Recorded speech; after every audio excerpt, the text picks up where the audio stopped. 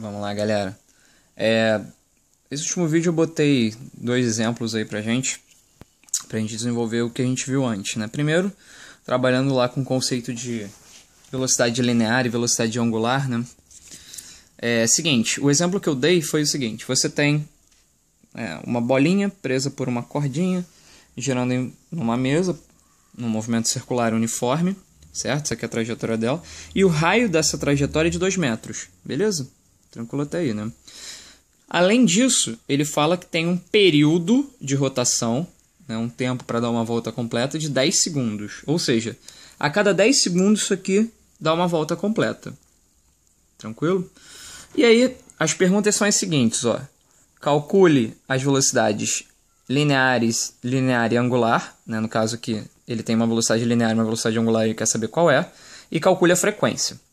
Beleza, tá vendo o vídeo aí? Você vai tentar fazer? Vou dar uma pausa agora para você dar um pause, tá? E eu vou continuar explicando. Então, se você vai fazer agora, dá um pause, depois você confere quando eu fizer. Beleza. Nessa primeira aqui, ele pede para calcular a velocidade linear e angular, certo? Se a gente lembrar da relação que a gente tem de velocidade linear, ó, lembra, V era 2πrf. Lembra disso? Bom, para a gente poder descobrir então qual é a velocidade linear que a gente tem, a gente vai partir daqui, ó, vai ficar assim, ó, velocidade linear 2 vezes π. E aí eu não te dei o valor do π, não tem problema, deixa π mesmo. Se ele te der o valor do π, você substitui, tá?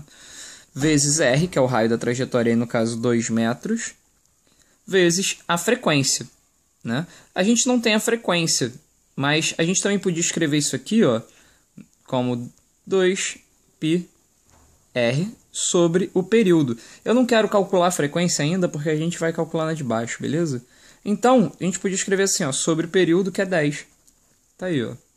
E aí você pode simplificar aqui com aqui, vai dar 5.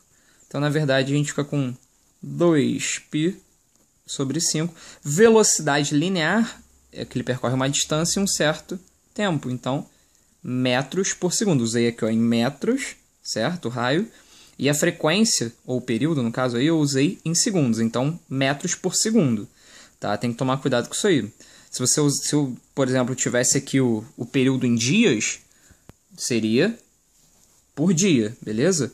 Sei lá, tivesse um raio, fosse um planeta girando em volta do outro, né? E aí você calcularia a velocidade linear, a distância provavelmente ele te dá em quilômetros, certo? Porque a distância entre os planetas vai te dar em milhares, milhões de quilômetros, milhões de quilômetros no caso, e o tempo ele provavelmente te daria em dias, tá?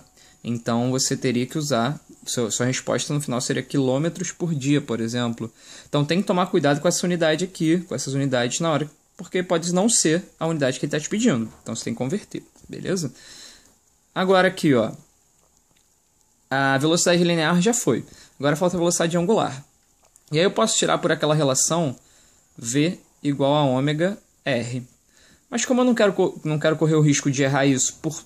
vai lá, sei lá, vamos supor que a gente não tem tanta certeza do valor que a gente calculou para a velocidade no primeiro caso, né? Então a gente vai usar isso, a gente vai propagar o erro, vai errar aqui também.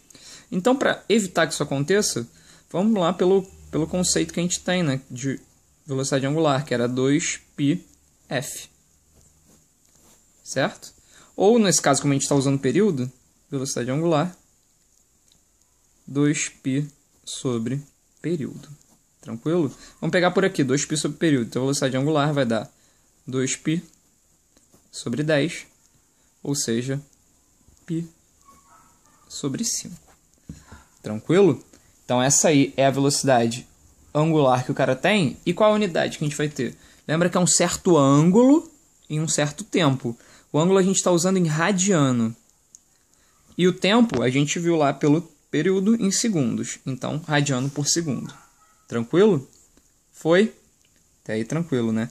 Se a gente pegasse por essa relação, você ia ver que ia dar exatamente a mesma coisa. Beleza? Então é isso aí. Vamos lá. Vamos continuar agora. Calcule a frequência. Se a gente vai calcular a frequência aí, ó, na verdade é bem tranquilo, né? A gente tem aquela período igual a 1 sobre f, ou seja, f igual a 1 sobre período, né, também. Então, f vai dar 1 sobre o período, que é 10. Isso aqui vai dar 1 sobre 10 unidade Hertz. Tranquilo? Isso aí morreu aí. Não tem mais nada que a gente vá fazer aí. Tranquilo? Foi? Vamos continuar então. Outra questão aqui que eu botei ela é relacionada com a transmissão de movimento, né?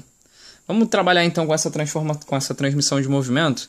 E aí, lembrando, transmissão de movimento no mesmo eixo, a gente teria mesmas velocidades angulares, mesmas frequências e mesmo período.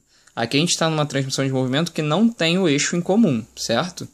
Então, como é que ficaria para esse caso aí para a gente? Bom, não tem o mesmo eixo de rotação, né? Então a gente sabe que as velocidades lineares são iguais, porque está preso por uma correia aqui. Ele te dá uma relação entre os raios, ó, 20 e 60. Primeira pergunta é, se a velocidade angular de A for 3 radianos por segundo, qual será a velocidade de B? Beleza. E a outra, qual é a razão entre as velocidades angulares ômega A e ômega B? Quer calcular? Dá um pause aí e faz, depois vê a resposta. Vamos continuar então.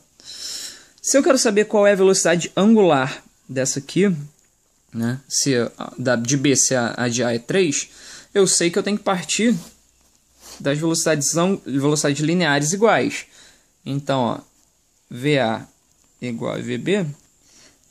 E aí a gente tirava a relação. Se VA é igual a VB, a gente podia escrever assim, ó, ômega ARA igual a ômega B RB. Ômega A, ele te disse que vale 3. Raio A vale 20. Aqui a gente vai estar botando em centímetro, então do outro lado tem que botar em centímetro também, tá? Ômega B eu quero saber. RB, 60 centímetros. Então aí eu sei que a velocidade angular de B, né, se você simplificar aqui, ó, 3 com 3 some também, 1 radiano por segundo. Bem tranquilo, né? Então, até aí foi. Agora, na B. Na B ele quer a razão entre ômega A e ômega B, né? Ele não quer saber quanto vale uma ou quanto vale outra, ele quer saber a razão entre as duas. Se você pegar por aqui, ó, como é que a gente ficaria aí, ó? Se eu tenho lá ômega A, eu quero saber ômega A em relação ao ômega B. Então, deixa ômega A mesmo. Raio A, 20 centímetros. Ômega B, raio B vale 60. Simplifica aí, ó. Vai dar 3. Então, ômega A, passo ômega B dividindo. Ômega B igual a, no caso aí, 3. Certo?